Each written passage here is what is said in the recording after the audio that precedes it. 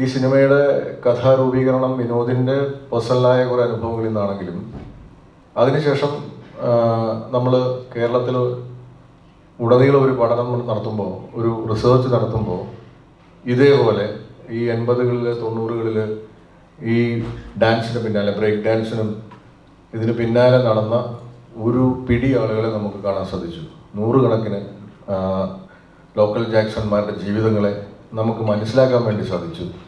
അപ്പോൾ അവരുടെ ജീവിതം ഒരു വേദിയിൽ നമ്മൾ കാണുന്ന ഒരു ഡാൻസറുടെ ജീവിതം മാത്രമല്ല, അതിൽ ദുരന്തങ്ങളുണ്ട്, അതിനകത്ത് സന്തോഷത്തിൻ്റെയും നഷ്ടത്തിൻ്റെയൊക്കെ ഒരുപാട് കഥകൾ അതിൽ ഒളിച്ചേരുന്നുണ്ട്. അതുകൊണ്ട് തന്നെ ആ കഥകൾ കൂടി കടന്നു വരുമ്പോൾ മാത്രമേ നൃത്തത്തെ ബേസ് ചെയ്യുന്നതാണെങ്കിൽ പോലും ഈ ചിത്രം പൂർണ്ണമാവുകയുള്ളൂ എന്ന് ഞങ്ങൾക്ക് തോന്നിയിരുന്നു. അതുകൊണ്ട് ജീവിതം ഈ സിനിമയിലെ ഒരു പ്രധാന ചേരുവയാണ്.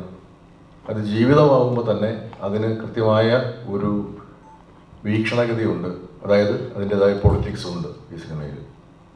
അപ്പോൾ അതെല്ലാം ഉൾച്ചേരുന്നൊരു പാക്കേജാണ് മൂൺ വാക്കിലൂടെ ഞങ്ങൾ നിങ്ങളുടെ മുമ്പിൽ പ്രസൻറ്റ് ചെയ്തിട്ടുള്ളത്.